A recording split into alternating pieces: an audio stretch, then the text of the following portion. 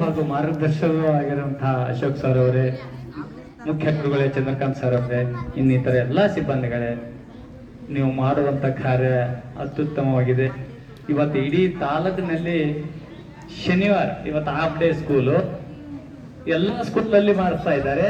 ಆದ್ರೆ ನಮ್ಮ ಸ್ಕೂಲಿಗೆ ತಾಲೂಕು ಅಧಿಕಾರಿಗಳು ವೀಕ್ಷಣೆ ಮಾಡ್ತಾರೆ ಅಂದ್ರೆ ನಮ್ಮ ಸ್ಕೂಲಲ್ಲಿ ಇರುವಂತಹ ಎಲ್ಲ ಸಿಬ್ಬಂದಿಯವರ ಒಂದು ಏನಂತೆ ಕಾಳಜಿ, ನಿಮ್ಮ ಮೇಲಿರುವಂತಹ ಕಾಳಜಿಯಿಂದ ಅವ್ರಿಗೆ ಕರೆಸಿ ಅವ್ರ ಮಾರ್ಗದರ್ಶನ ಕೊಟ್ಟಾರಲ್ಲ, ಆ ಶಾಲೆ ಎಲ್ಲ ಶಿಕ್ಷಕರಿಂದ ನನ್ನ ಕೋಟಿ ಕೋಟಿ ನಮನಗಳನ್ನು ಹೇಳ್ತೇವೆ.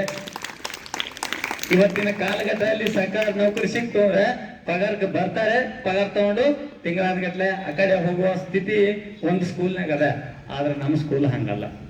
ನಮ್ಮ ಸ್ಕೂಲ್ ಎಲ್ಲಾ ಸಿಬ್ಬಂದಿವರೆಗೂ ತಮ್ಮ ಮಕ್ಕಳಂತೆ ತಮ್ಮನ್ನು ಪೋಷಿಸಿ ವಿದ್ಯಾಭ್ಯಾಸ ಮಾಡ್ತಾ ಇದ್ದಾರೆ.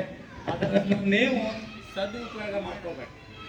ಯಾಕಪ್ಪ ಅಂತಂದ್ರೆ ಇವತ್ತಿನ ಕಾಲ ಸರ್ಕಾರಿ ಶಾಲೆ ಅಂದ್ರೆ ಒಂದು ಹಂತಕ್ಕೆ ಹೊಂಟದ. ಎಲ್ಲಪ್ಪ ಯಾರು ಸ್ವಲ್ಪ ಕೊಡು, ಎಕ್ಸಾಮ್ ಬರ್ಬೋದು. ಆದ್ರೆ ನಮ್ಮ ಸ್ಕೂಲ್ ಹಂಗಲ್ಲ. ನಮ್ಮ ಸ್ಕೂಲ್ನ ವಿಶೇಷ ಕಾಳಜಿ ಅದ. ಆ ಕಾಳಜಿಯನ್ನು ತಾವು